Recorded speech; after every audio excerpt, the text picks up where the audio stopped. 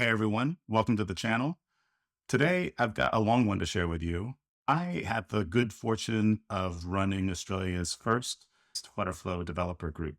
For those of you who don't know, FlutterFlow is an amazing cross-platform app development tool that lets you, with relatively little experience, develop full-featured apps that run on pretty much any device. It's something that I use every day for my business and a tool that I love. And it's something that you'll be hearing a lot more from me about through the course of this channel. But for now, I'll share with you this first meeting of the Sydney FlutterFlow Developer Group. I will warn you, we had about 50 people RSVP to this event. We weren't really sure what was going to happen. In the end, you'll see we had quite a bit fewer than that show up, but we still had a great time. And you get to see me flounder around a bit on stage, trying to solve some live build problems in real time. And you will see that I definitely deserve my title, Tim Doesn't Code. Anyway, hope you enjoy. If you've got any questions or comments, or you want to join us for the next FlutterFlow Developer Group here in Sydney, drop a message below and I'll send you a link to the next meetup. Enjoy.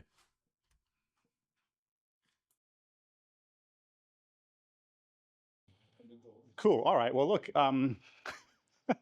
thanks guys for coming. Sorry, it feels a little bit underwhelming. I actually got like almost 50 RSVPs. So not quite sure what happened, but pardon? Start raining outside. Did it start raining? Yeah. Oh, okay. Right. It's not raining now. It's summer and muggy as. Anyway, welcome to the inaugural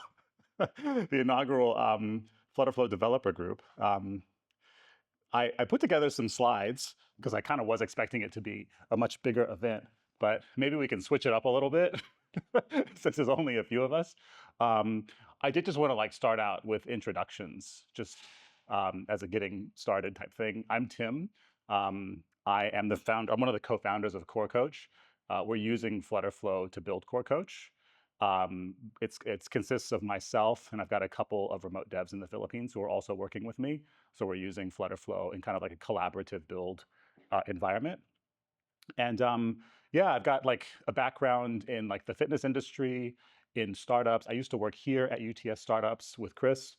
And before that, I did like many, many years of corporate IT, but just got super disillusioned with it and got hooked up with this whole UTS ecosystem, which is very focused on fostering entrepreneurship. And like part of the reason why I'm here is because I'm so keen on entrepreneurship and helping other people sort of pursue entrepreneurial endeavors. And I've had a lot of help along the way from people here at UTS. So this is kind of like my give back.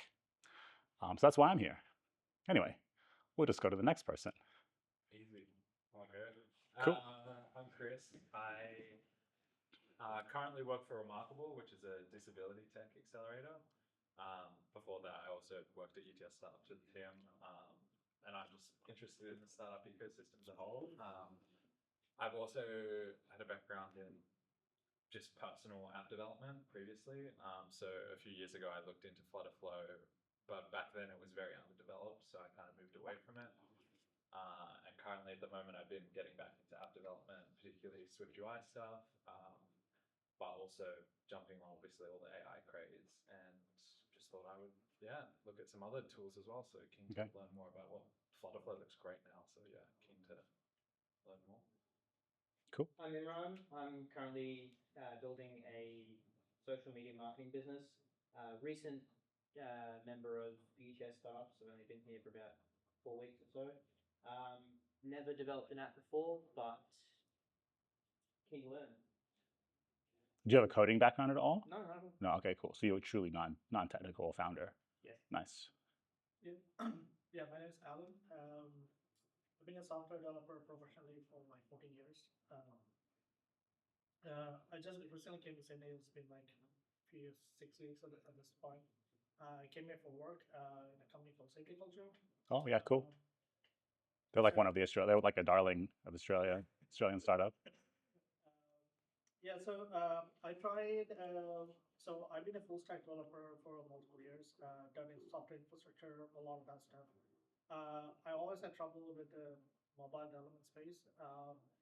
I tried a lot of solutions like Ionic, jQuery Mobile, pure Android development, Xcode. Flutter was the only thing that actually gave me the joy of developing an app. was super easy, super nice to work with. So I'm definitely keen on getting some of the chops of mobile development going. I did look at FlutterFlow when it came out initially, like you said, it wasn't that really buggy at that time, but I think it's actually scaling quite a bit nicely. So I'm definitely interested to see what that's what that have. I've been looking into Kotlin multi-platform as well at this point, just because of all the disappointing news they did with Flutter team. So yeah, and also it's one of those options where if I need to dip in any of the native APIs to do something really specific, packages often have some of those. But I would like to be as hands-off as possible and just build nice experiences. So that's why. Cool. All right. Hey, I'm Roger. I've been currently in between jobs, but just looking to learn a little bit more about new software. And I'm also here to support my partner Tim, who's running the show. So nice to meet you all. Thanks. Eddie? Well, I run the software company, so we develop web-based application. I'm telling these guys that we picked up FlutterFlow about a year and a half ago, and before that we were actually using different tools to build apps for Android, one for Mac, and all this. It was hell, and building is relatively easy, but maintaining the damn thing is super difficult. So FlutterFlow came along. We did some research and I thought, well, looks nice, looks easy enough, and we did a prototype for client, and it went really well. But I think I shared Chris' comment was before we're still sort of developing sort of tools, so it's some of the things that we want to do is still difficult to do and it's buggy and stuff like that. So we kind of step back a little bit.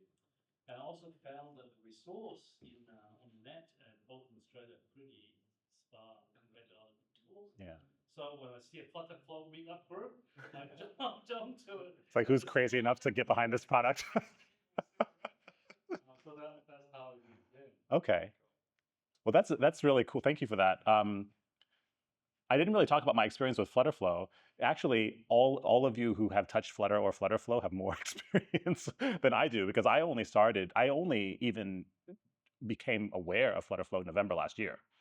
So like I've only been aware of it for a year, and I chose it as the tech stack for this little business that I'm working on for a few reasons, but part of it was the fact that I felt I didn't have the time to learn like a full stack. And so I felt like this provided enough guardrails where I didn't have to learn every little nuance of using a whole new framework. I could just kind of like leverage something that kind of, even if it constrained me, the constraints are a benefit because it just keeps everything kind of sane and consistent. I can say that it is still buggy for those of you that found it to be buggy, but the bugs are much better. And I find that like the FlutterFlow team are pretty responsive on their GitHub now. I don't know if you'd ever gone as far as to like raise tickets with them to get issues addressed, but like I like on issues that were that were like impacting my team, I would be like in daily communication with the dev team over GitHub.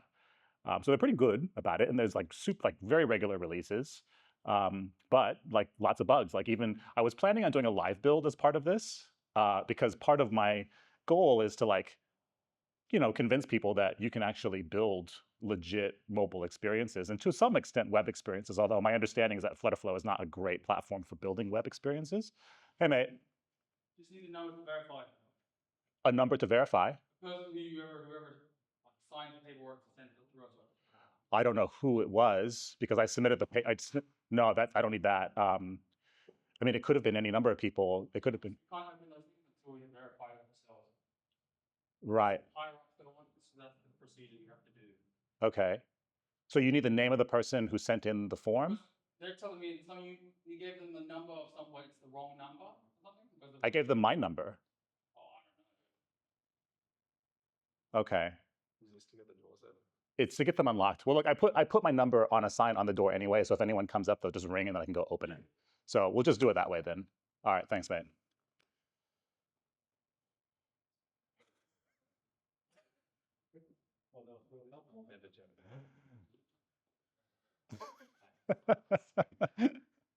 Do I'm SOPs.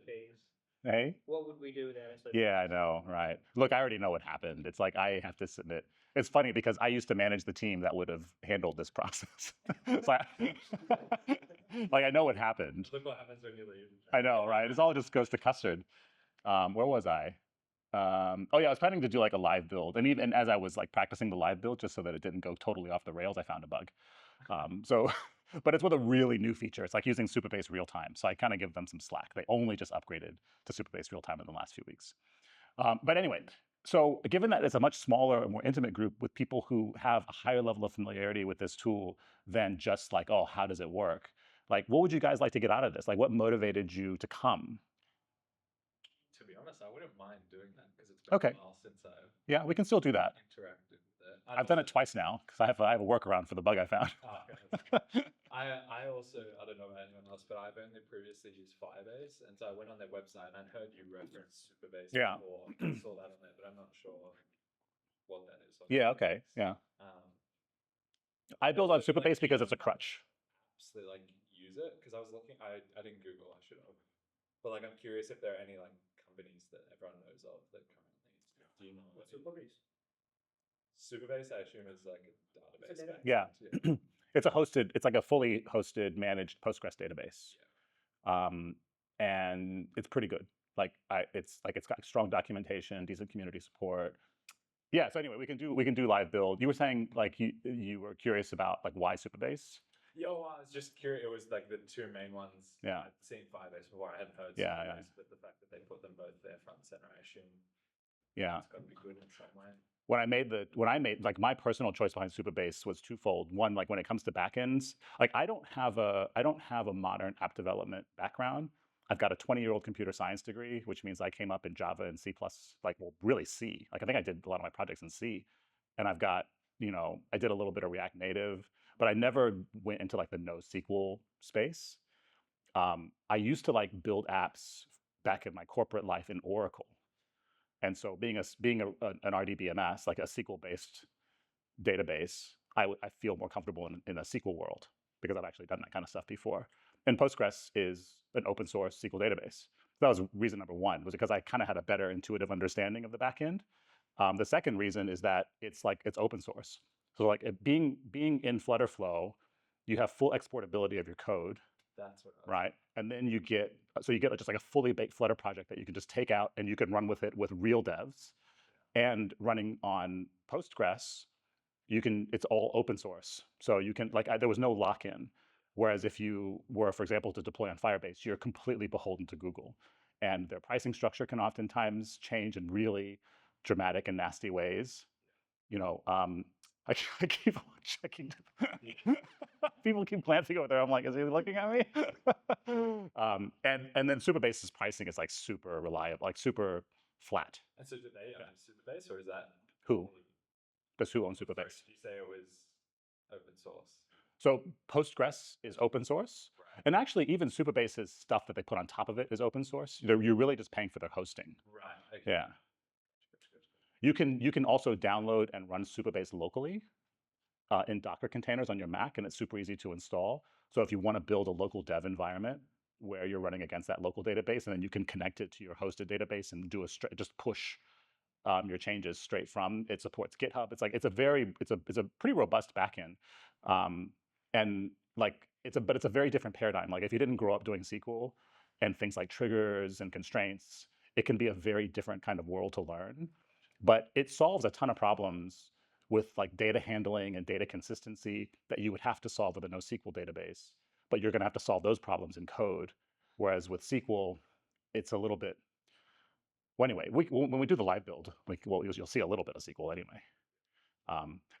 Anyone else? Anything that motivated you to come?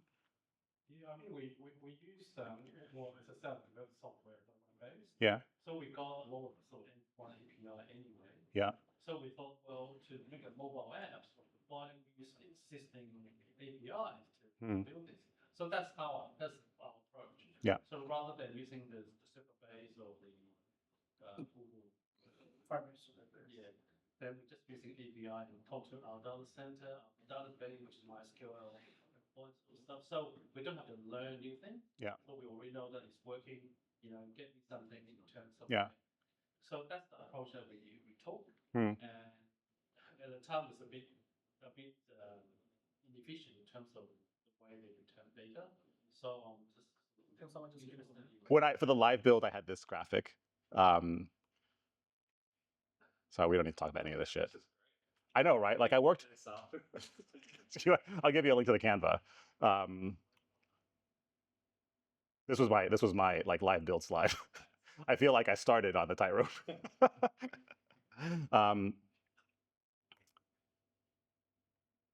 Shall we? What time is it now? 6. Okay, we're not too bad. This is about when I expected to start it anyway, so not too bad. All right.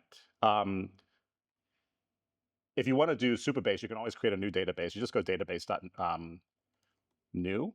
This is like their entry portal, and from here you can like set up a new database. I'm already logged in and stuff. Normally you'd have to create an account. Let's call this Sydney FFDG1. This password actually does not matter for me now because I'm not going to log into the database directly. I'm going to log into it through API. We'll run it in Sydney. Okay, these guys are here now, so. Hi. Hello. Come on in, grab a seat, grab a snack if you want. We did introductions while you were away and just like a brief, like what you want to get out of this. Do you guys want to just quickly introduce yourselves? Yeah, sure. I'm Pat. I'm actually looking to get myself into startup. Oh, cool, nice. Like you want to work for a startup or you want to found a company? I want to found. Nice. Okay. This is exactly what I want to talk. Well, what I was going to talk about when I had 50 people coming.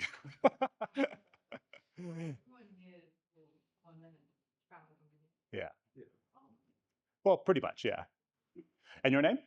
My name is Paula, and I just like followed on because UTS do it. Oh, cool. All right. Are you part of UTS startups? Oh, No. All right. Okay. That's all good. We were just gonna. I put together a whole like pack, but it was with the anticipation of having many more people, and for whatever reason, weather or whatever, we didn't have as many. So we're just gonna jump right into a live build where I was just gonna like quickly build an app that people here can interact with, just to show what it's like using FlutterFlow. So I just created my database, and I can then go grab my database's connection information. Oh, sorry. From here, but I'll come back to that. So I'll create a new project.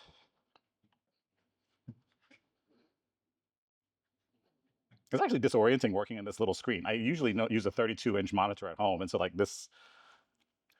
So that's one of the good things about FlutterFlow is it's cross-platform. Like, can you deploy this to Android and iOS? So I will run this in an iOS simulator on my laptop as we're building it, but you're going to interact with it over the web, and it's the same app. Okay. Yeah, and you can also deploy it to the Google Play Store. Yeah. So I'm going to create blank, but they have templates if you want to create, obviously, a project from a template. And there's also a store where you can go buy templates.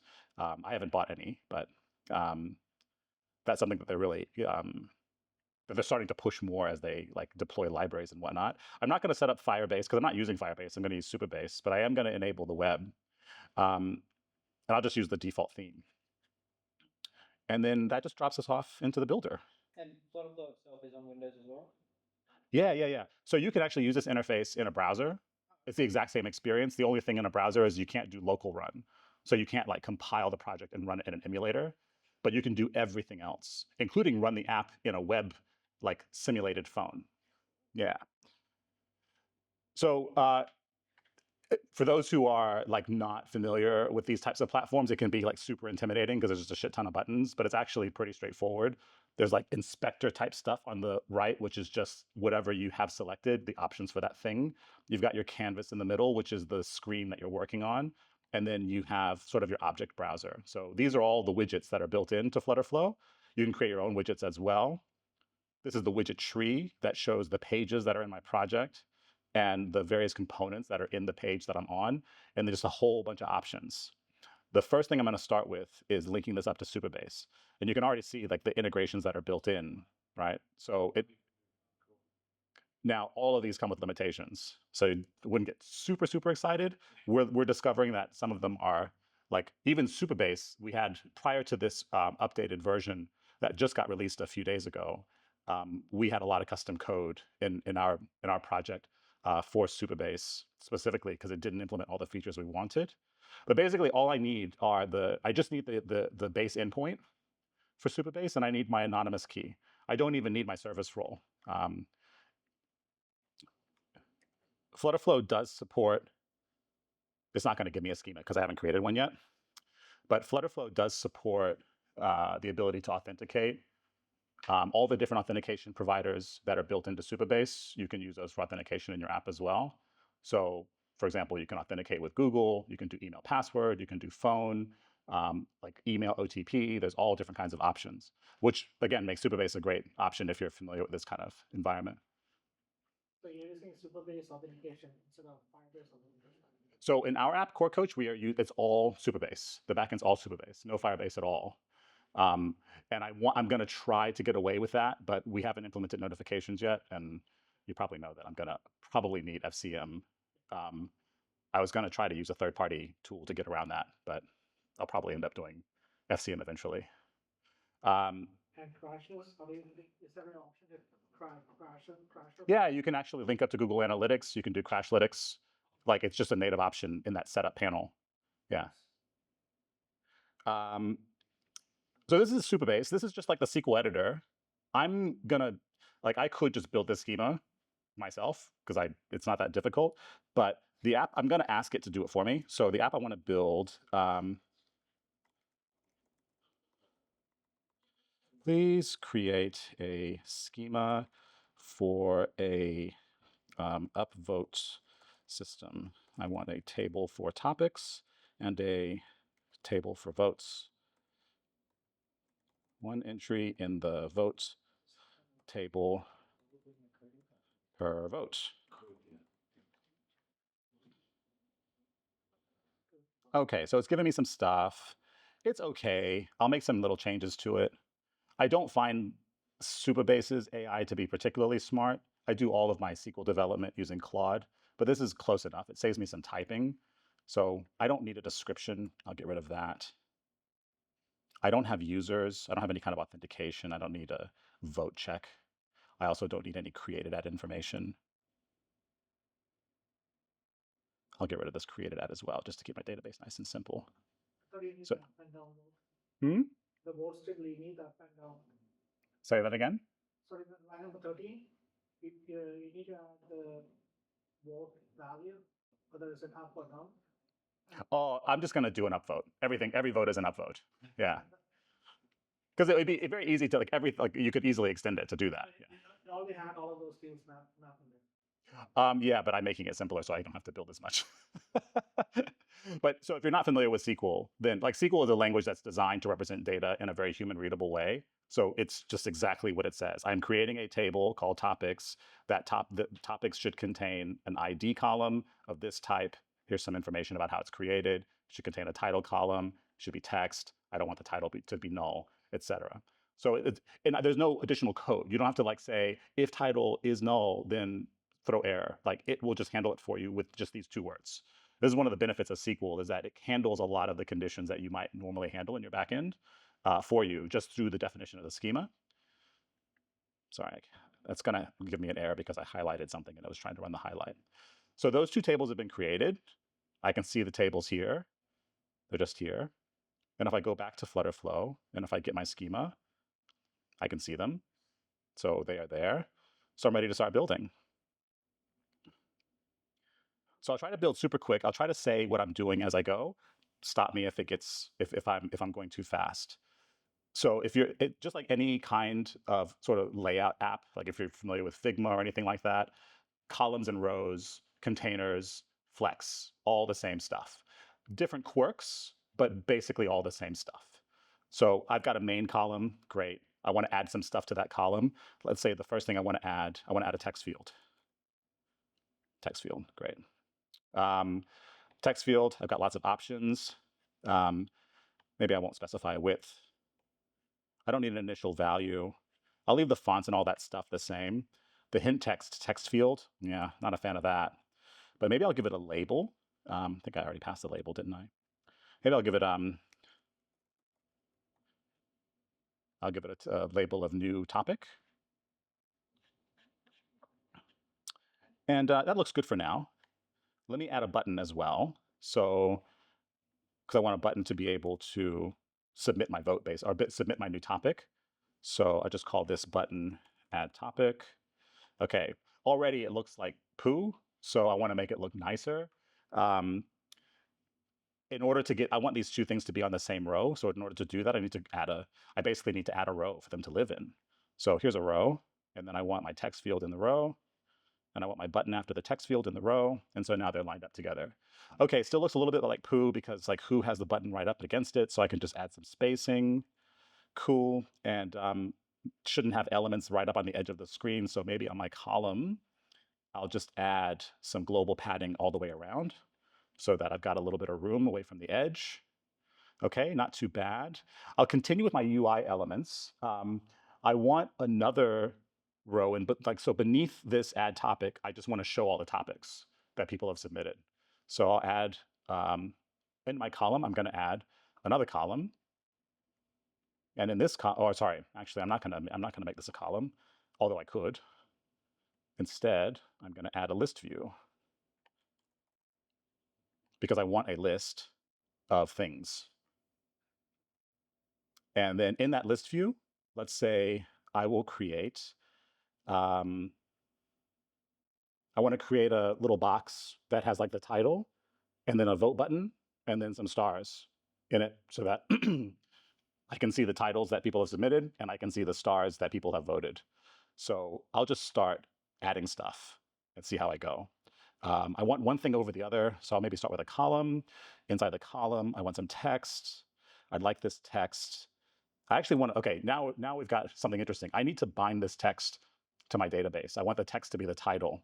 So first thing I'm going to do is tell FlutterFlow where to get the data from. I want the list view to be a list of all of the items that are in the topics table, all the titles here. So I'm going to go select my list view. I'm going to go to the database section. I'm going to add a query. I'll say run a Supabase query against the topics table, list all the rows. Don't give me any filters. Ordering, don't worry about it. No, it's fine. Confirm.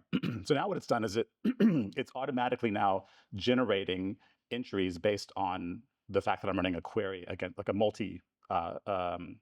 a query that will return multiple entries, right? So it's showing me that there will be multiple returned objects. It's automatically creating this column and the contained text. So now I can actually take this text and I can connect it with that row. So I can say, I want that text value to be the topic row that this particular text object lives against. I want it to be the title. Okay, cool. So let's add some other things. I want some stars. Let's add some stars.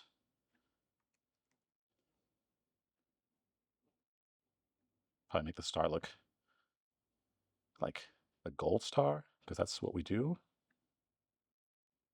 Okay. Maybe I want this whole thing to have like a background and look more like a card. So I can take an object and I can wrap it in something. Columns don't have backgrounds. So containers have backgrounds in Flutter. So in FlutterFlow, I need to wrap it in a container. And let's say I want to give that container a background color. I want that background color to be white.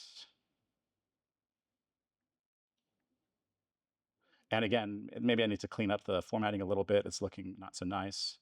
So I can tell it, give it a little bit of room here. So put some item spacing in, space them out a little bit. Maybe I want to give some padding again to the inside so that things aren't jammed up against the edges. Maybe I want everything to be left justified. Okay, we're kind of getting there. Except that I need the stars, they represent votes. So I need that to be bound to the votes table. So I'm going to tell FlutterFlow to bind a query to this row. So I'm going to add a query. It's another Supabase query. This one, I need the votes table. I want a list of rows where the topic ID is equal to the topic ID of my parent. So what that's saying is this list view gives the container an entry from my topics, which includes the ID. And then I'm passing that ID into this row, which is using that to find the votes that have the same topic ID. And it's repeated my stars for me. So we're getting there. We're almost at an app that we can start testing and find out all the ways that I screwed it up. I want to add a vote button in here, but I kind of want it to be over here. So in order to do that, I'm going to wrap this column in a row so that I can put something next to this column, and that thing is going to be a button. And I want that button to be called vote.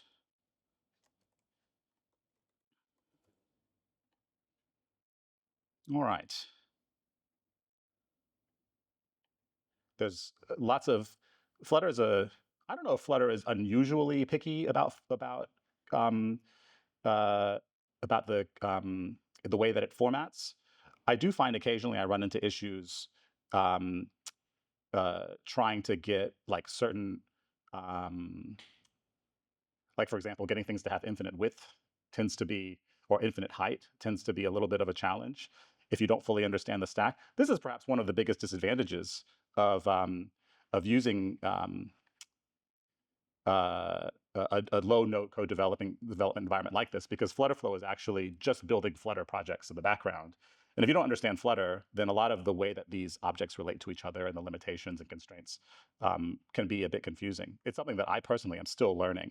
And so I get it wrong all the time. Like right now, I'm trying to remember exactly how do I get this thing to fill out the space, but I can't remember. I'll come back to it. I need to add some actions to these buttons, right? I need an add topic button to do something. I need my vote button to do something. So I'm gonna start with the add topic. And I'm going to create some page state. So FlutterFlow's got 2 levels of state. It's got, well, 3 levels of state. The application can have a state, the page can have a state, and then individual components on the page can have state. So I'm going to create a page state variable because I'm operating in a page at the moment. So I will add some page state, and I want that page state to be my topic. I want it to be a string. I'll say it's nullable because it doesn't start out with a value, and then I'll confirm that. And then this text field, I'll add an action to it. So this is my action editor. And I can add action on a text field. I can make actions based on when it's submitted, when it changes, or when its focus changes. I'm going to make it on change, and I'm going to ask FlutterFlow to update my page state and set the topic field to the contents of this text widget state text field. That's all that does. So I'll close that off, which means anytime I type in here, then there's going to be a variable in the background that receives that value. I'm going to make my life a little bit easier.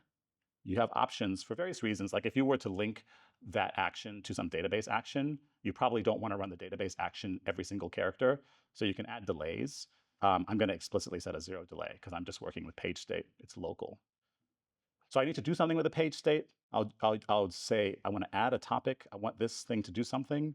When you tap it, I'll add an action to touch my backend. I didn't say that. I'll insert a row into the topics table. I'll add a field. Now I don't need to set the ID field, and I didn't really go into specifics here, but if you look at the SQL that I used to create this, when you create a topic, this big int primary key, generated always, this language tells Supabase, anytime you put a new row in here, just create an ID, create a unique ID, and it'll do it sequentially. So I don't need to give Supabase the ID, it will give me the ID. What I do need to set, however, is the title.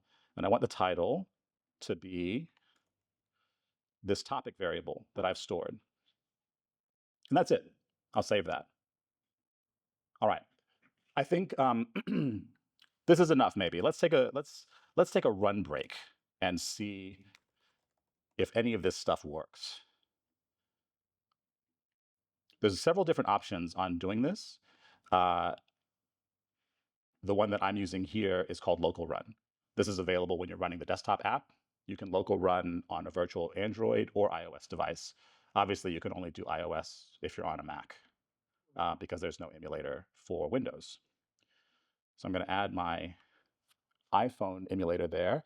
But there's also, like, let's say, for example, you want to test in an iPhone-y like kind of thing, or if you don't want to install a simulator, you can also use this test mode, which is actually a hosted service. So basically, it's kind of sort of like a hosted local run running in the cloud. So I'm launching both of them just so that you can see what they both look like. Yeah, so you can still just test in your browser. Correct. Yeah, you still can test in the browser. These sessions last 30 minutes, whereas a local run session runs forever.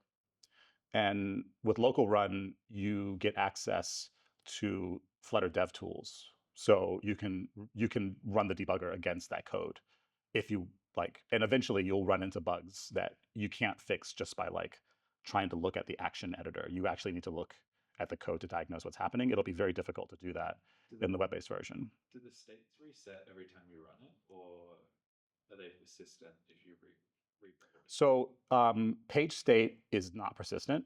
Component state is not persistent. App state can be persisted in the phone storage, but it doesn't persist from like cloud run session to cloud run session. But if you're local running, the app is installed in the simulator. It's just like a phone. Yeah. So it does remember. Yeah. This is my app running on like this sort of web-based virtual iPhone.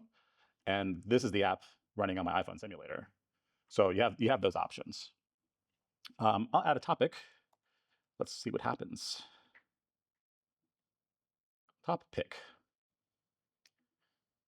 Oh, look, it popped up. That's not too bad. I'm pretty happy with that outcome. Cool. Let's make this a little bit better. So, or let's add the ability to vote, because at the moment, if I just tap the vote button, nothing happens. But I can add topics to my heart's content, and those will just show up. So I am going to make my vote button do something. And it's a very similar action to before. I want to say on tap. I want to do some, a backend database call to Supabase. I want to insert a row into the votes table this time. I don't need to set the ID, but I do need to set the topic ID. And that needs to be the ID of the topics row that I belong to. Pretty easy. Close. Refresh.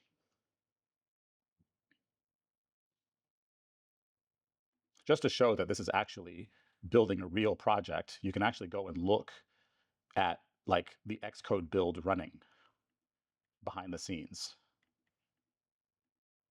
So let's see. I'll try to add a vote, see what happens. Not working. We can check Supabase then. Should be checking Supabase. Yeah, we're going to get there. Let's have a look and see if my rows are getting generated. Here's my votes table. Okay, it's working. Like there's data here. So something else is happening. I'm not able to pull them in. Let's have a look at what's going on. So I just want to double check. This topic ID is topic ID.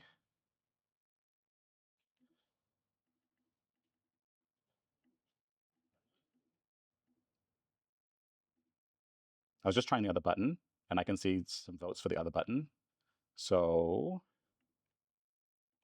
my issue is happening somewhere in this automatic generation. Now, one of the issues, actually, I think I know what this is. So I'm just going to turn this off. So this is actually a new feature, and this is where I discovered the bug earlier today. In FlutterFlow has the option to either run your query once or to subscribe to the database and listen for changes. So those are referred to more as real-time queries. So I need to make this, I'm going to make both of these queries real-time. Okay, that one's already done. There we go.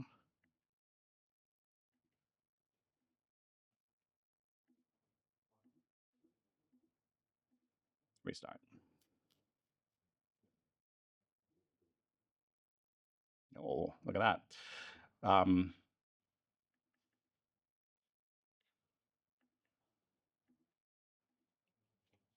So what's happening here? Let me think. What can I can walk you through the debug steps, but I can also just describe to you what's actually happening. So when I'm tapping these vote buttons, like votes are occurring and the app's receiving it. But what's not happening is I'm not at any point during this vote process telling FlutterFlow to refresh the screen. So I'm going to try that. I'm going to say, when I tap the vote button, I'm also going to add an action. And I do this via a page state action, but I'm not going to actually touch the page state. I'm just going to tell it to rebuild the page and see if that fixes my problem. So it's not constantly refreshing, yeah. So I think that's what's going on. the state itself, like it's constantly. Well, that line has to update. I also find one of the big bugs is that I don't know if this is a Flutter issue or a FlutterFlow issue, but I find that hot reload doesn't always pick up actions very well. That would be, you'll have to reload that because and you handle it to it. Mm. If it says slight state change or adding a new element, that'll work. Yeah. Feel free. Like, please help yourself. There's heaps of it. Oh, is it? Okay. Oh, right. Okay. Well, the cool thing is that FlutterFlow is a great UX UI design tool because you can actually just build your app as you would. Like, I've actually thought about just dropping Figma altogether and doing mockups in FlutterFlow because it takes the same amount of time. Do you use Figma for your work? Yeah. In fact, I found it easier to learn FlutterFlow layout than Figma, me personally. But I think everyone is going to be different. Do you build prototypes in Figma and then No. Yeah, we stopped doing that. Yeah, I tried doing the prototyping. It's just too unnecessarily complicated. If you're going to prototype, you may as well prototype in FlutterFlow. Okay, so I found a bug. I got an over. My stars are too long. I've run off the screen. That's easy. I'm using the wrong widget. I'm using a row. I should use. I should use a wrap. Oh, that's cool. So you can just replace components without like deleting. You can replace certain components with certain other components. You can't replace any component with any component. Yeah. But the ones that make sense, like you can replace a container. You can replace. I think you can replace a container with a row or a row with a container or that kind of thing. Like things that have sort of the same sort of class within the hierarchy.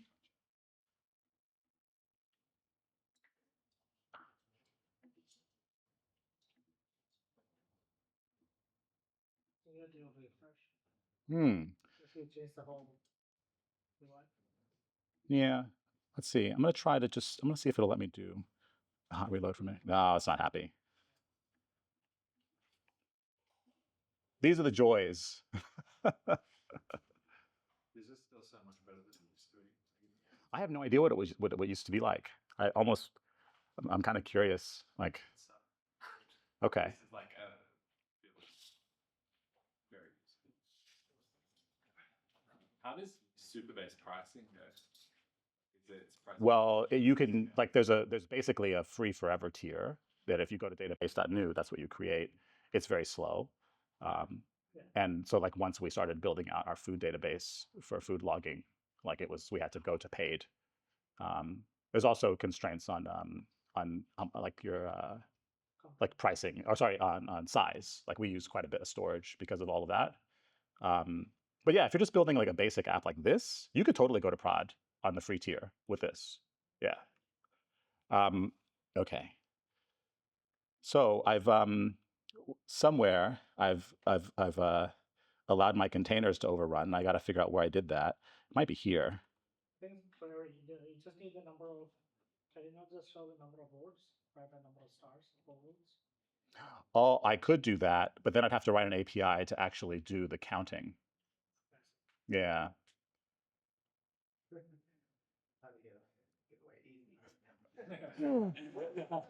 I did this twice in preparation, and I clearly should have prepared more.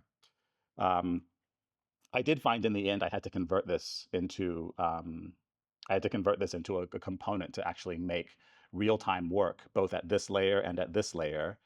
But now, like under pressure, I'm like obviously failing the test. So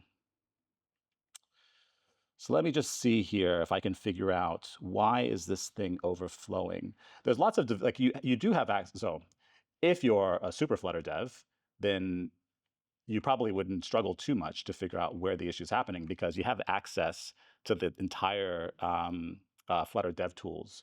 And this Flutter inspector would typically be the place where you'd figure out where this overflow is happening. But I don't use this very often.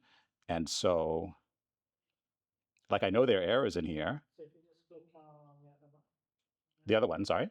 just click on one of the widgets, not the stream builder, but on the container or any of those things over there. Yeah, that should come on here. Yeah. Like, yeah, to show you what's happening there. So it tells you that width is unconstrained. There's an unconstrained vertical on what? On my wrap? Yeah. There's an unconstrained width. I'm not sure. I think you can only apply wrap on a container of some kind, if I remember correctly. So maybe do I need to wrap something in a container? Yeah, so you can put a container for the icon or a column for the icon or something of that kind. And then Oh, so you got to put the icon in something. Or the icon in a column? Or the wrap in a column? Then put the wrap around the container. Okay, yeah, so put the icon in a container.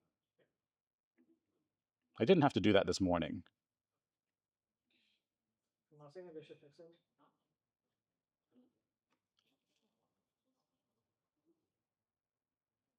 Hello? I find usually when there are these, yeah, I did reload. Oops.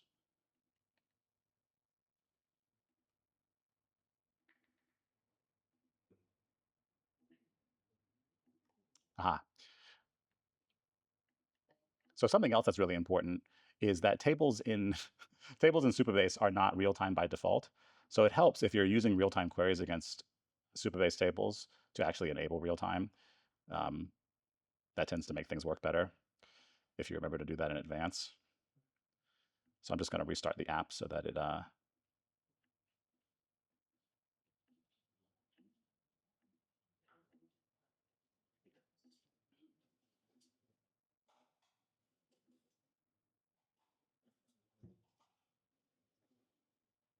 restart process is actually nicer in the Android Studio or Xcode. It's actually much more nicer.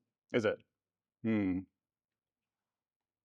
See, I have all the controls over there. I can see everything in the layout with Yeah, the ID, so it's a little bit more nicer rather than having to go up and down and point them out every single time. Okay.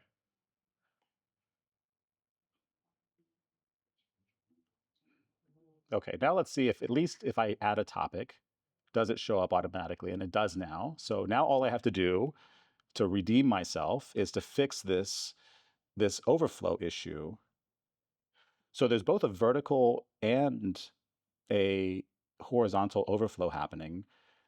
So I just have to find it.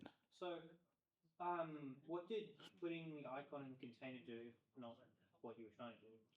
Well, I don't think that was. I think that the overflow is not. So if the icon were overflowing something, I would see an overflow indication around the icon. Whereas I think it's actually it's probably the row or the wrap that's too big. And when I did this, I've done this twice this morning, and I didn't have to wrap the icon to make it work. So I don't think that that's the problem. I just have to.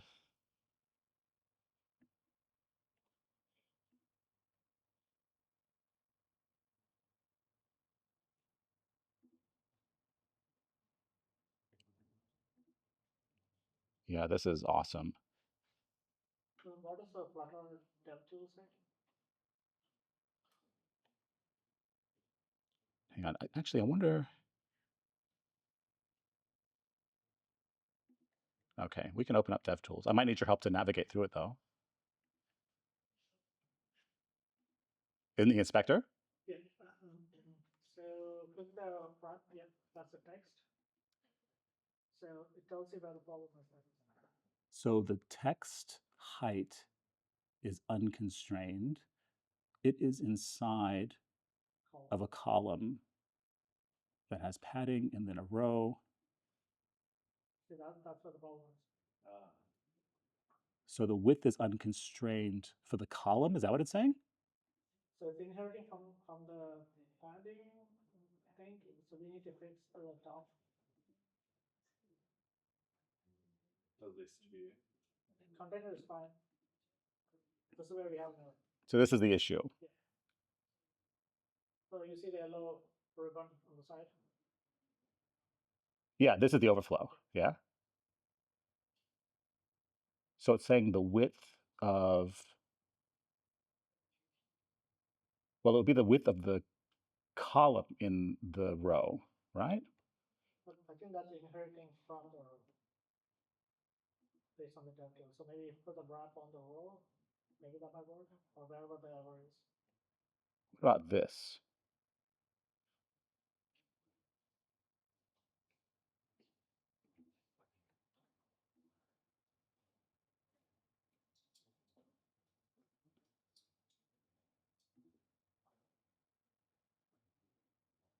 Sorry, there you go. Far out. I did not have this issue the 2 times I did this morning. Oh, FlutterFlow, you're proving me wrong. I know, right? Yeah. I need, Practical example. and you've got one. Okay. Performance memory thing, that's also something. Performance that is something that's being usually looking at as well. Right. Because whenever you start seeing the screen flicker, because it's rendering too fast. Yeah. So that's when you're trying to Width is unconstrained. The Flutter is great. I mean, the only reason I don't want to invest in my time is because it will kind of kill the whole thing. Yeah, they downsize the team and everything. So, because They're the kings of just cutting stuff.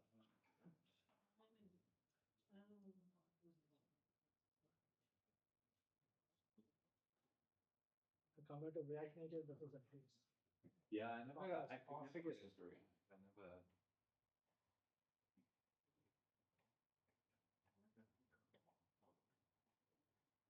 Remove the wrap up and see if that'll work. Sorry? Remove the wrap over the row and see if that'll work. Remove the wrap from the row? Yeah. Is that what you said? To the row above. Yeah. Yeah. So that have the button and the column wrap. Just for the row, have a wrap on the row because I'm assuming that's what the problem is based on the debug view. So Okay, well, let's do it.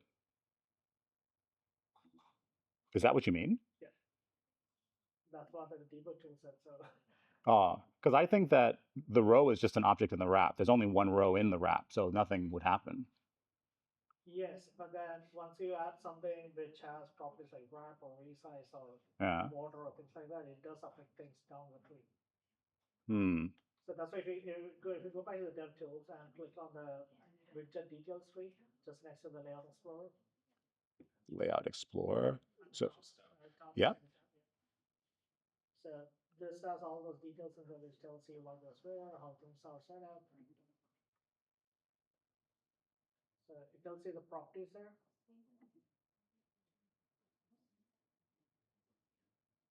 So this is useful when you want to do an actual figure out what is happening there.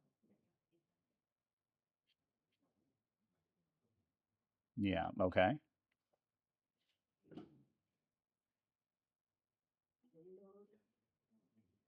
Do you see the issue in this output? Sorry, I'm not familiar with this at all. So when it says unconstrained or any attributes as a problem, this is where you can go and check that all the attributes that's been rendered for that particular object. Because on the left you just see the list, then you do the drill down on the widget details. So this is right, like the inspector on the right for the UI. This tells you that okay, this. Yeah, but I'm asking, do you see the issue? Because I'm not familiar with this, so I don't. Okay, so we have the row direction horizontal, cross axis center, so that is center. Constraints. Okay, it does say box constraint. I'm not sure if that is a problem. Rank object. Yeah, so you see constraints there. Just the two attributes. Yeah, it says box constraint there. that could be the problem because they say the maximum width was 361. Mhm. And now we are going beyond 361. So Yeah. that's why you Well, that's what this says, right? yes. This is the width of the thing, but the children take up 481. Yeah, that I get. But I don't know what's causing the children to do that. It seems to be this one because it itself is larger. This padding, So there are two attributes that says flex now on the right. Yeah. Just next to the ribbon. Yeah, that one, yeah. Just Yeah. click that. Maybe change to 0 or 1. See how it looks like. Still says unconstrained horizontal, so maybe fix that. I might. Just guessing at this point. I need to check. oops. Did you reload? Okay, so when I flex it, it does constrain it. Yes. So that would have been, Oh yeah, top pick now has Oh yeah, it's top pick. yeah, okay. There you go. So I didn't have to use any flex to do this before. So what object is taking this flex? It says padding. Yeah. This padding is the padding around the column, right? Yes, padding is applied to the column. Yes. Yes. So it's a property of the column, is it not? It works the other way around. The column is a property of the padding? No, so you're applying a padding onto the column. So that's how it looks like. It's not an attribute on the column. You're applying a padding component on the column. So it's Got like it. you're wrapping Okay. components one or the other, and you're saying that Well, there. there's a padding on top. How about that? So all I did was I went to that column that had that padding where we added the flex. I've changed it to expand, and I put a flex in. And okay, correct. That's the bug. That bug I know about. That's the one I know about. Okay, all right. Do we know how to fix that one? We do. Dare I try to fix it live? I actually thought it would be a good opportunity to show like building a component in FlutterFlow, like taking a part of your widget tree. Let's say I was going to use this card in multiple places. I would want to convert it into a widget, or sorry, into a component. So I'm going to say convert to component, and I'll call this like a topic card. And so then it'll put it in its own widget tree, and now it is referenced by that page as a component, and now I can reuse it anywhere.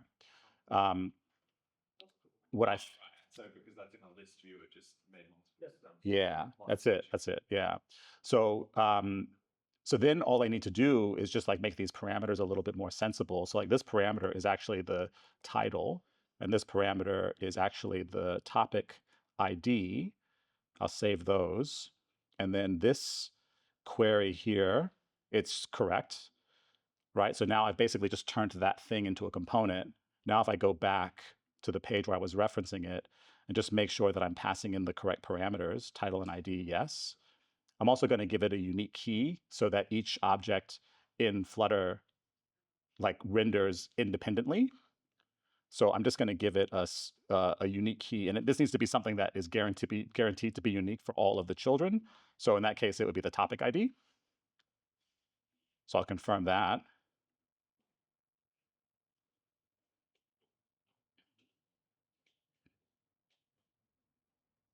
Okay. So there was significant change to the underlying model. I don't think I can hot reload that change. Oops, I don't want to test there. I'm just going to test here.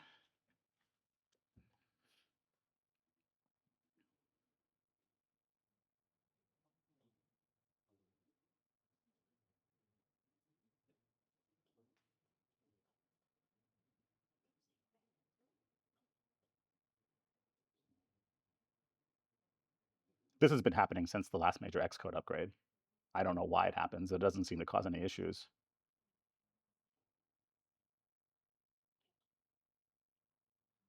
Oh, yay. Look at that. And so now if I vote, oh, how sweet is that? Now the real test is if you guys do this, if you scan this QR code, oh, sorry, I'm getting ahead of myself. So I'm running it on iOS. I have lots of different deployment options. Let's deploy it to the web so that you guys can access it. I'm going to call this Sydney, or sorry, Was it FFDG Sydney 1?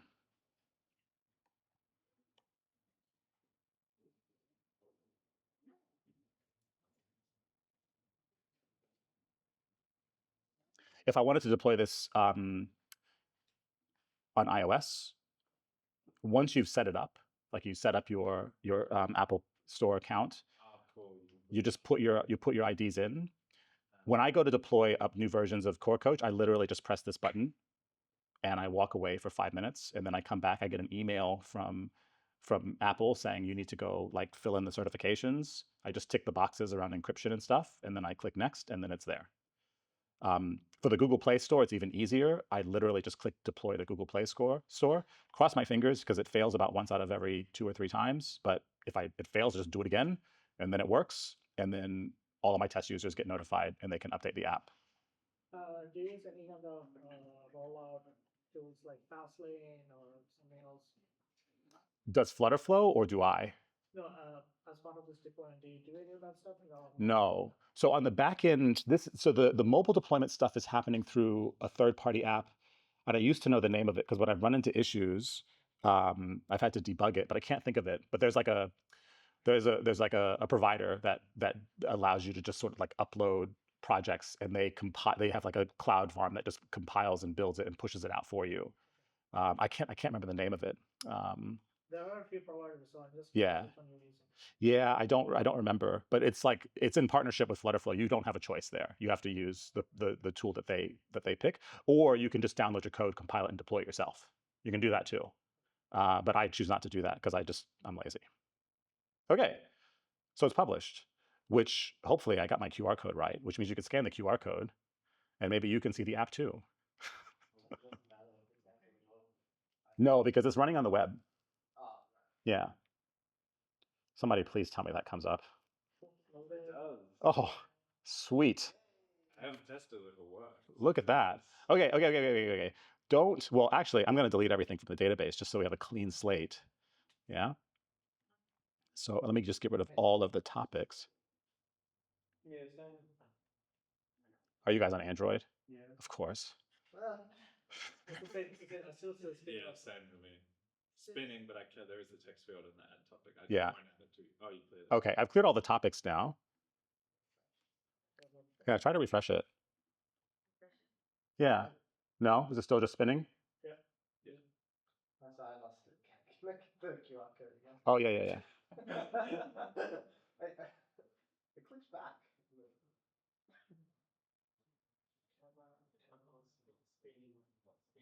Spinning wheel.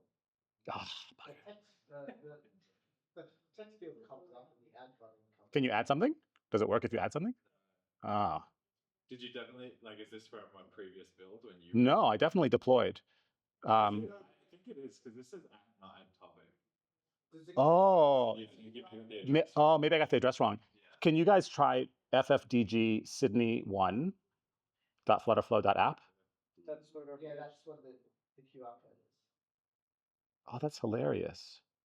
Because let me just publish it under a new name, because maybe I'm wondering if like this subdomain reservation that FlutterFlow does, like they tell you, oh, if you get rid of this project, I deleted the old project that I did for testing where I used the same name, and I think that maybe it's still sort of sitting out there in the ether. So let me just deploy it to FFDG Sydney 2.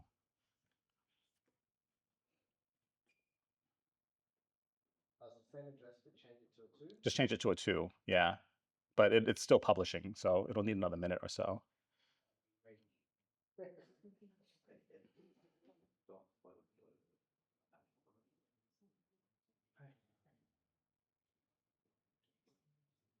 FlutterFlow is interesting. Like it is, yeah. So Hang on. The one we were using was FFDG. That says FFGD.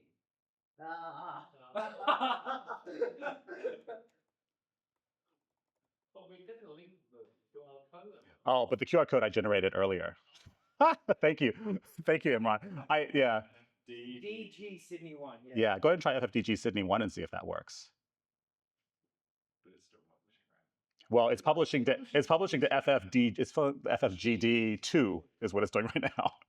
The one with FFDG Sydney 1 still gives you the old one? Yeah. Okay. No, I got Oh, what? yeah. Maybe I'm. Did you type? But did you? No, FF. It would have been FFGD.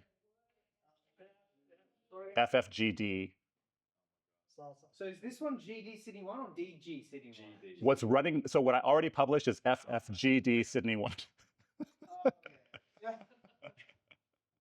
Oh, look at that. Oh, Ellie, I'm gonna give myself so. Oh, yes. Oh my God. It's so stressful. Something in there as well. I mean, this is awesome. Yeah. Well, everyone is looking at the same live thing, right? I'm thinking how Super is handling this load, and there's like 5 people live streaming on Yeah, it. the Yeah. real time. Device. So It's all just real time. Yeah. Oh, so okay. very Yeah. good, guys. But it's probably not broken in the web app. Yeah. Oh, you need to have a scroll bar. That's why. Oh yeah, we didn't put Yeah. it in a scroll. Oh, So that we scroll. can scroll. Yeah. This is good. This is so cool. That's awesome.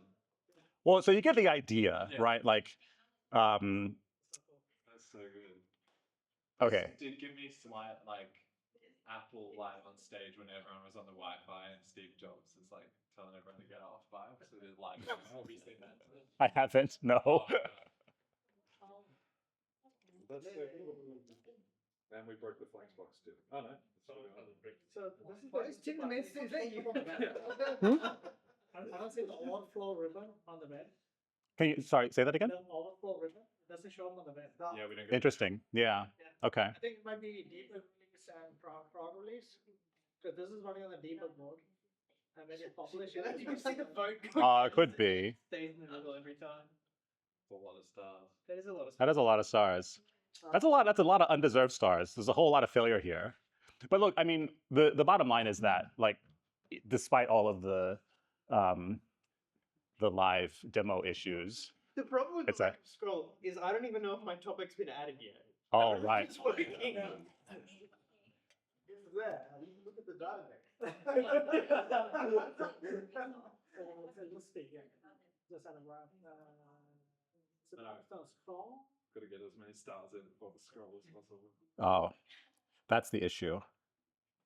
Foundation. Expansion.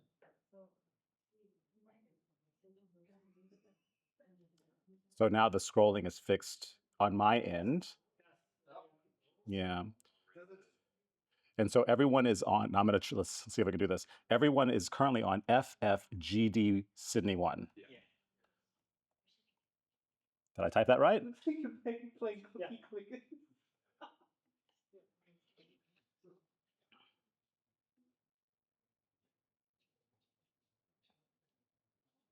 But you can see, like, deployments are super easy. You just make changes and push it. So good. Yeah. No change control, no code review, no nothing. Just push.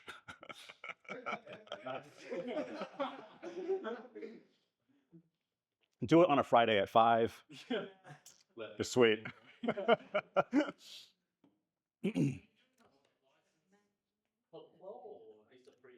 So everything that I've done, you can do on free. I'm licensed because I've got a team. But you can. I'm trying to think. Where does the premium split come in? Like, what is there like components? Oh wait, hang on. Sorry. Did I just? Okay, I did just say. Let me. FlutterFlow is not free. I have been paying for this thing for so. Let me. Oh, sorry. Okay, it is free. Okay, you can do. Here's the difference. I've been a pro user from the beginning. I've never actually used the free tier. So what's the difference? Okay, well look, in my version, I can download the code. I have access to branching. Code download. That's the part that's. Yeah. Yeah. Of course, that. Yeah. Which means everything that we've done, you could do in the free. Yeah. That's cool. Did the web finish pushing? Really wanted to do Still going. Yeah. stuff you'd want to do. If you want to, yeah. Yeah. And I mean, for bigger projects too, you might decide that you want it. So, like, for example, this is, huh? Oh, I'm not going to demo this, but I mean, like this, you can see I've got 93 pages, 84 components. There's a whole bunch of custom code in here. for various things. We're making extensive use of branching now, so my devs are all working in dedicated branches that we merge at the end of the week.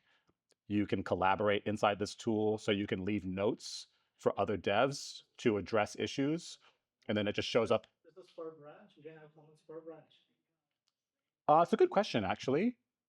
I'm not sure, because we don't use this very much. We do most of our commenting in Figma, but that's a good question. I actually haven't tried to see what happens when you do it in a branch. Because my understanding is when you do it in a branch, you get a copy of this just like you do a Git branch, and then you run everything, test everything up, then you review the whole thing here, then you do comments. So you do a Git over. Yeah. I assume that's what it is. I think it works that way, but I can't put my hand on my heart and say, because I haven't done it. Their branching used to be really, really rubbish. Like you couldn't even local run a branched project. So it's like, how do you even thoroughly test it?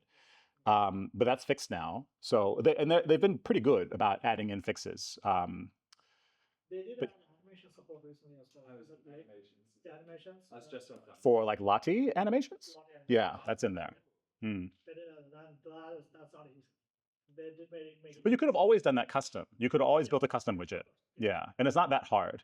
Like we've integrated SyncFusion charts into our tool for charting, and that's a relatively robust charting library, and it wasn't that hard. And it doesn't slow it down dramatically. Well, it's a hell of a lot better than trying to build it yourself. Yeah. No, Yeah, but it's all native. It's native Dart code, so it runs just as well as any native Dart code would. Yeah. So they download the code, install the package for that, and then so it's like it just compiles the native binary, so it's going to be super nice. You don't even technically download the code. It's kind of weird. Well, it does ultimately end up grabbing like the pub.dev package. Yeah. You just add it as a dependency. It handles all that stuff for you in the background, though. Yeah. So like for SyncFusion, if I go down to my custom widgets, so we've just added in the PubSpec requirement for it, and that's literally it. Then the rest of it is just build out the custom code for the widget, and you're off to the races. For the UI stuff, is a lot of what you've been doing custom, or like have you been able to prototype and build most of your UIs using the like drag and drop and like no code customization? So these are the only custom widgets in our entire app. These here. And most Well, of it's the chains? that's it. That's it. Cool. The vast majority, and I've been very strict with my devs about not introducing custom widgets. It's like only if it's absolutely necessary. We'll even change the design. Like we ran into an issue recently where I had this kind of weird way of showing a superset, and it wasn't possible without building custom code. And I'm like, we're going to change the design Oh wow. because I don't want to maintain these. Yeah. I mean, Like even a tab bar that looks like a floating tab bar, that's not custom. that's all built in. All of it is built Cool. with, it's just the charts, really. And then there's with the way we handle safe area. I think the way that FlutterFlow handles safe area is pretty dumb, because like the whole app has a background color, and then if you add a safe area for the top and the bottom for these cutouts it's always the background color, and that's just dumb. So I just created transparent spacers, so I can always, like I basically let my app overflow, and then I put spacers around the content. So I created a bottom safe area and a top safe area. That's it. Like, oh, I have a radial gradient. I think I use that for a swipe to delete action or something. Like, that's it. The rest of it is all built using just styled built-in widgets. So one issue that I ran into while I was doing this exploring Flutter was when you switch between iOS native styles and Android native styles. Yeah. How do you manage that transition to material design and use particular? So for our app, we basically ignore both of them. So we don't use native dialogues. The only native elements that we use are the keyboards. But the rest of it is, well, we actually have a font called Core Coach Sans. Yeah. We had to make Core Coach Sans because FlutterFlow can't do negative kerning, which is stupid. So kerning is the space between characters, and our brand has a -0.4 kerning in it. It's a standard, it's a Google font, but the kerning is -4. You can't do that in FlutterFlow. So I had to pay somebody to go create me a font with the kerning burnt into the file. So it's called Core Coach Sans. It's our own custom font. Yeah, but like for things like dialogues, like the snack bars, everything, we have our own custom designed UI elements, and they're all just Common across both Android and it's exact. It looks the app looks exactly the same except for the keyboards. except keyboards. Yeah. Yeah, that's what I wasn't sure about because Mm. I see a lot of people stick with material design and then try to make material design work on Cupertino, but that's never gonna work Yeah. on iOS. Yeah.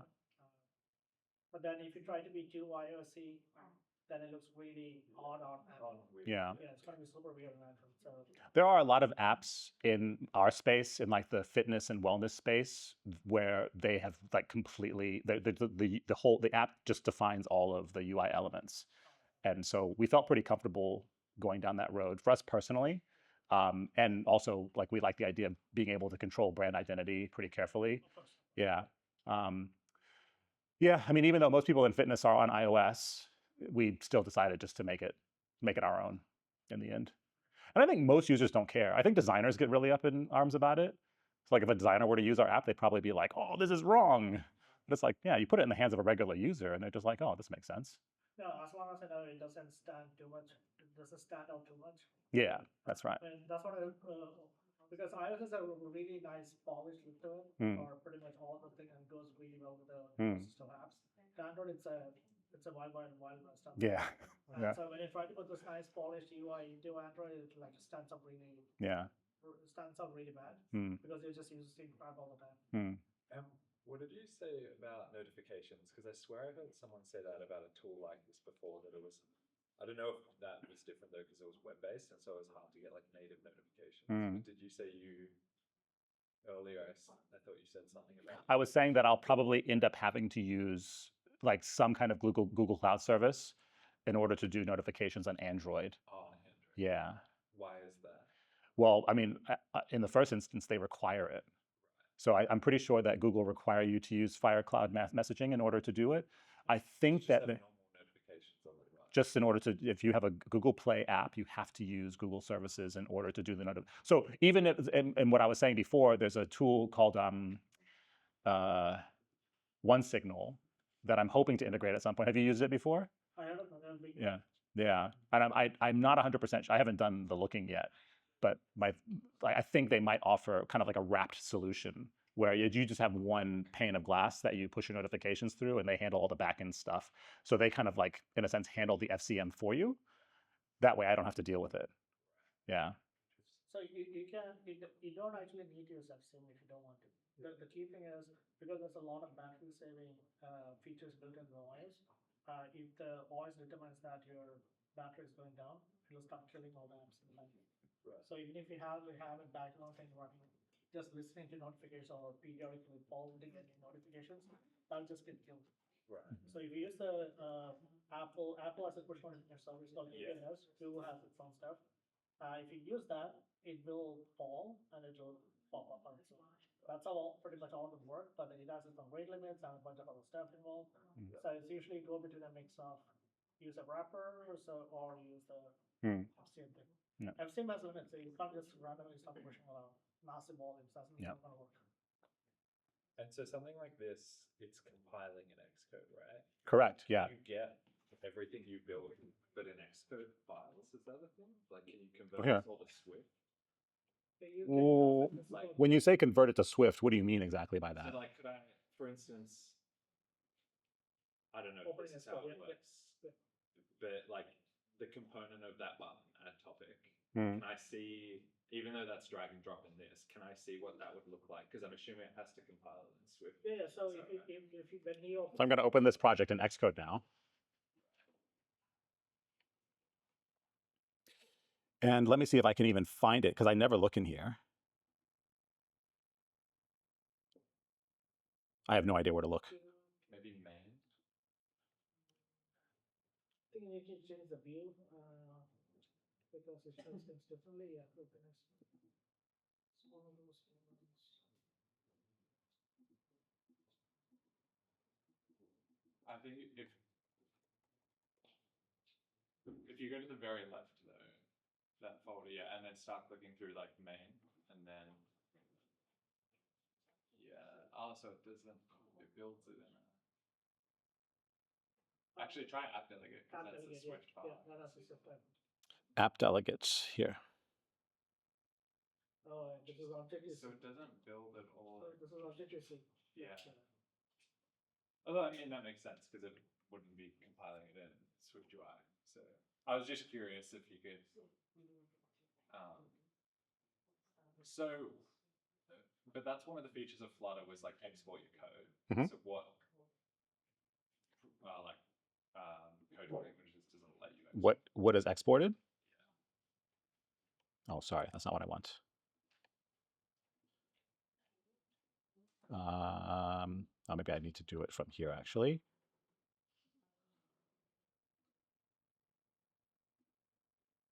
Sorry, this is terrible. Actually, part of my slides also included emergency exits and toilets and all that stuff, and I didn't go over it. So apologies. The toilet's just over there if you need to use the toilet. And the emergency exit. Yeah, just run. No, it's just run. There's an exit over here, and there's an exit if you go out these doors and turn left. There's an exit there as well.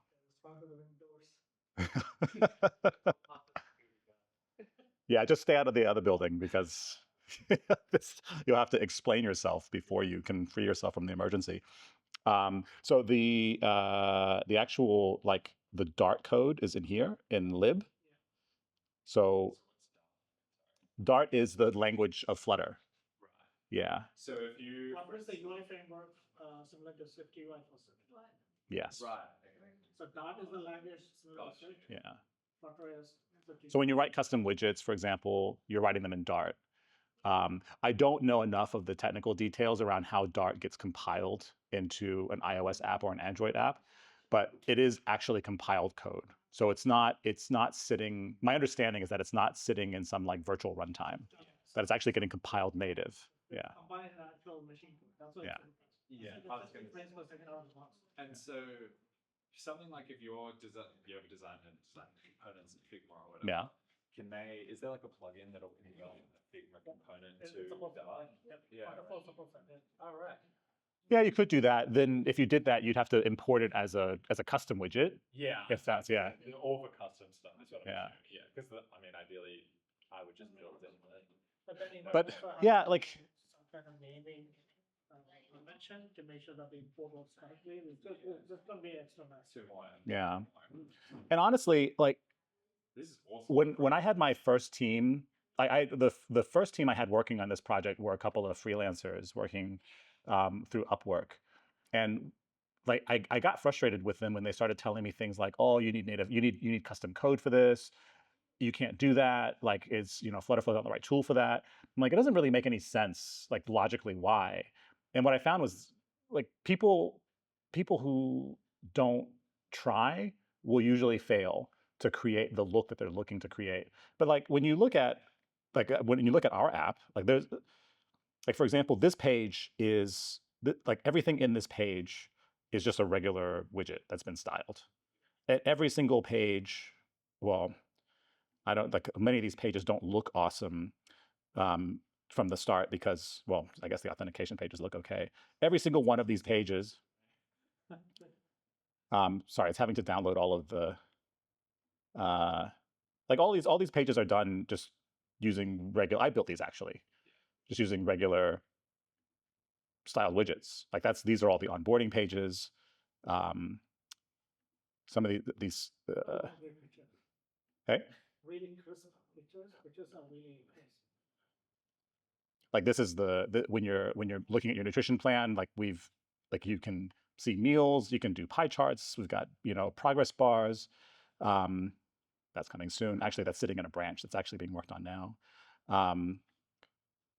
Like we've got a full chat system that's built in, and they look kind of crummy because it's like it's not actually connected to the back end. But like I would when you're building just like a standard mobile app, unless it's like 3D or something like really specialized, I think you'd be hard pressed to be able to design something in Figma that would require custom code. Yeah, charts are a special case because the charts in FlutterFlow are rubbish. Yeah, and so stuff like FlutterFlow support, you said is like pretty good. Do they help with Superbase things? Nope. It's like I am definitely more familiar with Firebase. Then use Firebase. Yeah. Like I said, the main reason why I picked Superbase was because I'm more familiar with SQL than with NoSQL. So it just like when I see SQL, I feel at home. If you feel comfortable with Firebase, you should use Firebase, and like the integration with Firebase is much better anyway. And Claude's good for troubleshooting. I don't know because I don't use it. I couldn't say. But like if you use Firebase, then you just log into Google. Like FlutterFlow, like does like Claude or does ChatGPT, is there enough content out there on FlutterFlow that those tools help troubleshoot random? I've used 4.0 to try to help with some stuff. It's not great. Yeah. It makes a lot of assumptions that are incorrect when it comes to FlutterFlow. The FlutterFlow community is decent. It's definitely not as good as the more mature tools out there, but it's good. It's okay. And I've gotten answers there. I've given answers there. It's a growing community, and that's part of the reason why I wanted to do this, was because like there's no FlutterFlow Developer Group anywhere in like our corner of the earth, like Oceania. Forget Australia, but like just generally like Southeast Asia, Oceania. There's nothing. The closest one is in the Philippines, and so yeah, I think my main motivation for doing this was to try to convince people that you can build stuff as a non-technical person. Sorry, I didn't do quite a good enough job convincing, but like I'll tell you, I mean, I'm a technically minded person, but I'm not an engineer, and I didn't start building Flutter apps or FlutterFlow apps until July of this year. And a lot of the stuff that I was just flashing on the screen from our own app, like I built. Like it's a tool that if you are curious, if you're keen, you actually can learn it. And you can build apps that give completely native experiences, super performant, like just really nice to use apps. And so my hope is to like create a little bit of excitement around the product and get a group of people who are interested in working on it, and then like growing this little community so that we have kind of like a local base of support as well. Because how cool would it be if you could like just hop on a Discord server and chat with other people who are kind of working on similar stuff? And like there's no formal FlutterFlow Discord, which is a shame. But it'd be kind of cool if we had like a Sydney area one, for example. Are there developer groups who have been exploring this as well, like dipping in testable tools? The only group that I've been able to find for low no-code tools is a meetup that happens in Melbourne, but it looks inactive. Yeah. And that's just general low no-code tools, not FlutterFlow specifically. But I wasn't able to find anything else. If there is one, it's not easy to find. And you said there was a community around FlutterFlow. Are there folks there who publish packages so that you can actually use in FlutterFlow? Some people publish like code snippets that are helpful. I wouldn't say that there are people publishing full-blown libraries, but I think too, like FlutterFlow have just released this feature where you can basically take your custom widget or custom components and other pieces and package them in a library. And then you can basically export that library and then import it into other projects. And they're creating a marketplace for these things. So you could imagine, for example, like, oh, I really like, this chat system. Like you could just create a library that has all the pages and components and everything, and then just import that and reference it directly in your project. I imagine that investment on their part will sort of promote people to do more of that. So they're trying to build an assets library. They have an option to create an assets library, which is the components thing you did. Plus, you can also import from their marketplace if you want to. That's the idea. Yeah. Cool. That'll be cool. Yeah, and look, I've been using it I've been aware of them since November. I've been using them hands-on since July, and already they have made like dramatic changes to the product in just that short period of time. So it gives me a lot of faith. Like I'm like I heard you talking earlier about Google axing its Dart team, and it was a little bit dicey. It looked, but it doesn't seem to have impacted the pace outside of Google. So everyone still seems to be on board, and there's still a Dart team. Like there's still a Dart and a Flutter team at Google. They've just been dramatically reduced. So we're working on language improvements, but then there's a lot of features that people are working on Flutter, like in a new UI rendering engine. There was some work on different platform compatibilities that I don't know how much of work they're going to sink into that anymore. Yeah. they brought in like massive performance improvements to that, Mm. to the new rendering engine. Yeah. A lot of the janky stuff for especially games and things like that is high performance. All of that just went away with the new one. Yeah. And the technical lead for the project and others who were involved there, I think the technical lead, he started some consulting firm, if I remember correctly. But I've seen like automotive companies take on Flutter. Yeah. Because because it's just like a mobile screen, pretty Yeah. much a small tablet. That's right. Yeah. Yeah, and as long as you can run Linux on it, which is what. Oh, you mean in the cars? In the cars, yeah, yeah. For the automotive screens, the touch screens, Yeah. they actually use FlutterFlow. So yeah, I mean, I have a lot of faith in the tool. They better not go anywhere because my startup depends on it. But even if they did, we can always just maintain. We can just download and maintain our code separately. So like that's what I've got. And I guess the only other thing is to work out. So like this is an official FlutterFlow Development Group. So we're actually sponsored by FlutterFlow. In order to continue being an FFDG, we have to meet once every 45 days at a minimum. I'm happy to do this again, but what I would need is a little bit of help from you guys on what you'd want to see. Like, what could we do? Do any of you have things that you'd want to present? Do you know people that should be invited? Are there places that I can advertise this that might get more traction? Like all of those things. So if anyone has any, if you guys are keen to do this kind of thing on a semi-regular basis, I'm keen to. We have access to this space, which is handy. Sort of. I guess next time I have to chase the new support team to make sure they actually submit the paperwork and then get all of their details. Well, thanks to the other guys. Well, I actually got a license FlutterFlow, but they haven't actually advertised these meetup events, which is silly. I did ask them to advertise it. So yeah, on the communities. Yeah, it would be nice if they would make a mention in the mailing list. I did ask for that. I'm talking to somebody down here who doesn't. Do you know what I mean? Like I know realistically he doesn't have any control over, like that's. But I can bring that up. Like I said, like the meetup itself got good traction. I have 47 RSVPs to this, right? So like there were a lot of people who were interested. I just need to find out why they didn't come. Sorry? Yeah, hot day, I guess. I don't know.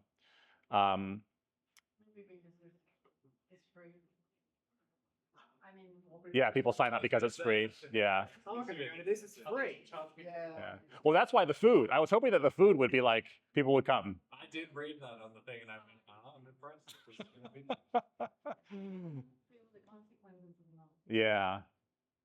I personally would like to keep doing it. Yeah.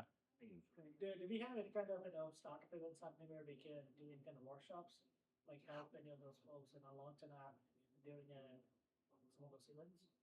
Well, so UTS Startups, which is like they're the sort of the space sponsors for us. Yeah. They do quite a bit. I mean, there's like probably somewhere around 1,000 startups that are part of that community. My startup is part of that community. There are a few other, like, well, I mean, even Chris here works for another little startup community. There's tons of them around Sydney. There's definitely lots of places to advertise or stick it.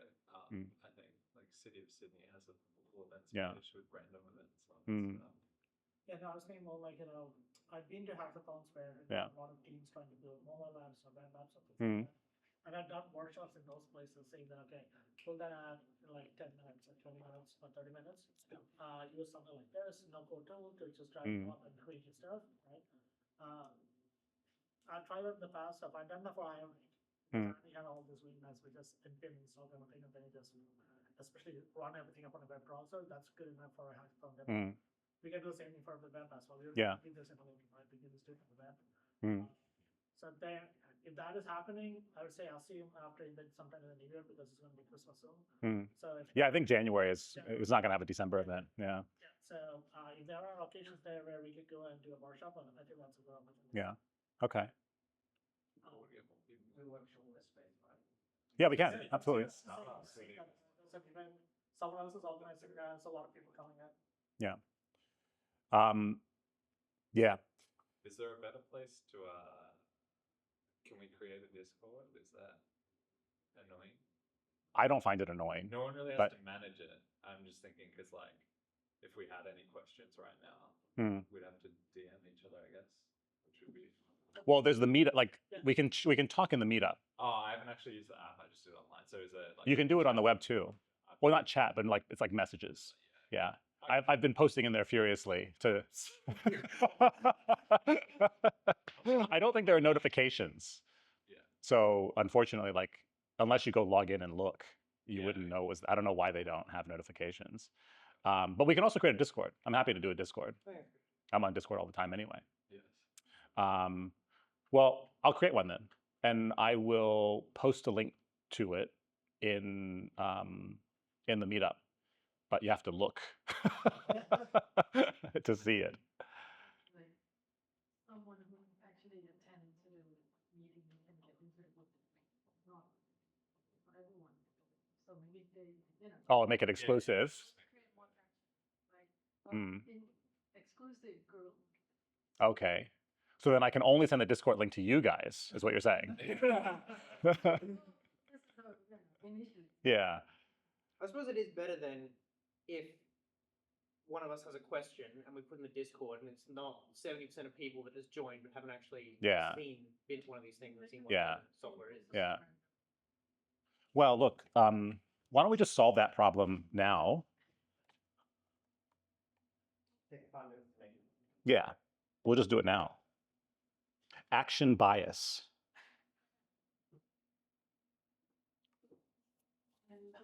And so where you went? So they are workplace compliance API. So there will be a bunch of stuff in checklists and things like that. That's how they started. Now it's like a bunch of stuff stuck together. So there's a lot of things. Yeah, right.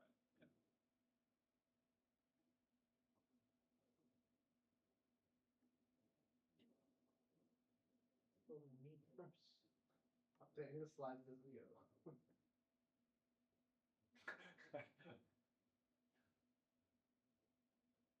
Where's my code?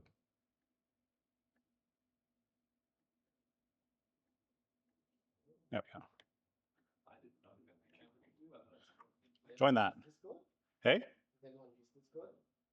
Well, enough people, I imagine. They used it not anymore. Too many notifications. That's why they don't find out. You need to turn them all off. Yeah. I'm on so many servers that I don't pay attention to. Some other things, while you guys are doing that, some other things that are possibilities. So I found, have any of you heard of BuildShip? BuildShip. Yeah. So BuildShip is another low no-code tool for app development, but it's back-end.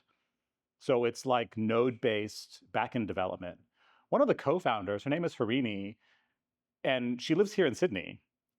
And it's a pretty amazing tool. Like we actually pay for it as part of Core Coach. I haven't deployed it yet because I haven't quite found the right use cases for it. But it's really cool because you can connect a database to a spread. Think of it like if you ever use Make or Zapier, but think just much better. Yeah, like it's kind of like that. So it's like it allows you to connect and build workflows. You can trigger them by API endpoints. So you can say this thing happens when you go to this URL, and it's just all node based. So I was really hoping that this would be like huge, and then I could go to Harini and say, hey, you need to come and talk to this group, because then that'd be really cool. FlutterFlow and BuildShip worked really well together, by the way. Like they complement each other really well. That'd be cool to build up, so if we can get some. Yeah. Also, so I'm not the only person who lobbied for this. I have a co-coordinator as well. His name is Stephen Liu. He lives here in Sydney as well. He's one of the FlutterFlow ambassadors. He also has a YouTube channel called Stephen No Code, where he does FlutterFlow content. And he does like quite advanced build walkthroughs where he shows you how to like build advanced functionality using FlutterFlow. So he's my co-coordinator. He's in Japan right now on holiday. Unfortunately, we couldn't schedule this to happen. Like if we waited till December when he's back, then it's too much silly season. So he'll be in the January one. That's why I'm recording, is so that he can see what he's getting himself into. But yeah, so there's a few things. Like he has a lot of like he's been using FlutterFlow for a couple of years. He actually does app development for other people as part of he's like a freelancer. And so he has tons and tons of FlutterFlow knowledge to share and could do like one of his walkthroughs of different features or capability or how to build this or that. So January is going to be the next meetup then. It sounds like there's enough people. Like as long as there's some interest, I'm happy to keep it going. I would really appreciate, let me think, how do I do this? How did you guys find out about this? That would be handy to know. Told me, he just Okay, told me. fair. Did you find out from me? I'm searching for Flutter. But where did you find it? So I went to meetup.com. I searched for Flutter. You were looking for Flutter meetups wow. That's as organic as it gets. Holy shit. Wow, okay, cool. Really? There's demand, guys. There's demand. Wait, what? Yeah, you put in Sydney, then you say within 20 to 30 miles or 40 miles. Yeah, right. Maybe we should keep this meetup platform. You could also do tags. You can say, I want on technology meetups, I want specific this program. Yeah, I did tag it with, I forget what it was, Yeah, but it's like something- startups and apps and stuff like that. I think the next 2 weeks or 3 weeks. That is hilarious. See, this is what I love about startups. Like just in general, just how wrong you always are about everything. I assumed that people heard about this through Sydney Startups, which was the biggest place where I advertised this. And yeah, none of you heard of it through There's there. way too many newsletters at this point. Yeah. Just can't do it anymore. Yeah. Like at one point, that used to be the main source for me, at least. Hmm. I used to do a lot of that stuff while I was in Ireland, where I used to publish events or meetups or say startup newsletters. They have one way to be reached. What is the Facebook group? Sydney Startups? There's a Facebook group. It's a Facebook group. It's a very active Facebook group. Yeah, I don't use Facebook now. Yeah. Cool. See that Twitter or LinkedIn. Okay. Well, that's good to know. So I got to boot. Well, if you guys know folks who would be interested in this kind of stuff, right? People who want to learn how to build apps, who don't necessarily have a technical background, or who do have a technical background and just want an easier, faster, cooler way to develop apps, like help me get the word out. Do you have the startups advertising for Flutter or say FlutterFlow jobs? That could be one of those things. I've advertised this in the community where some FlutterFlow jobs get FlutterFlow jobs get advertised for sure. I don't know about Flutter jobs. But I don't know. I'm just saying yeah. that because that's really the moment you go beyond the initial hump of saying, okay, I know how to develop stuff now. I want to get into the weeds and a bit more. That's when people are just going to be interested in Flutter. So that's why they definitely have this code option where you can toggle and go and change things. Especially if you want to do the debug tools, you need to know what the hell is happening. Yeah, debug tool is not my strength, but I have used it to like fix problems that I couldn't fix otherwise, like red screen errors. Yep. But yeah, I'm still learning. I've only just gotten started, and I don't know anything about Flutter, so it's really fun. I mean, I can do an intro to Flutter. I mean, it was super easy to learn and do stuff. Yeah. But it's like a lot of typing, so I don't know how many people will like pick it for all or something like that. With a graph, add arguments. Yeah. So I got 2 of you. That's one of those. Well, I know. Oh yeah. Oh hey. Oh no. Okay. Well, how do I get this to you guys then?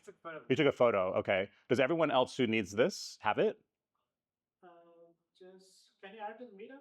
I can. Meetup description or something? Well, part of the reason why I'm doing it here is because I think we're not still 100% settled on whether you need to come to a meetup to join the Discord, or if you just get access to the Discord. Just take a photo of the URL and then type that in on the computer.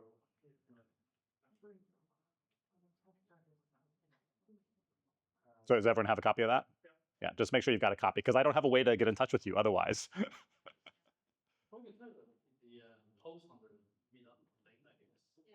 Yeah. It's just no notifications, so you don't know if someone posts something. Yeah. Is that as in Meetup has notifications off by default, or it doesn't have notifications? I haven't gotten any notifications from anyone. Yeah, so Well, maybe I just turned them off. I don't remember doing it. I don't remember doing it either. So if they are there, you have to turn them on or opt in or something. That's all I got. Thank you. Thanks for coming. I appreciate it. Please feel free to take some food. You're very brave to do a live demo. Yeah, literally. Thank you. Yeah, Very good. Thank you. I appreciate it. It's been fun. And I'll schedule. I have to talk to Steven about when he can come for the next one, because I definitely want to make sure my co-coordinator is here so that I don't have to take all the heat. And then go download FlutterFlow and play with it. Like, try to build something. Like, you can do it on the web. Yeah.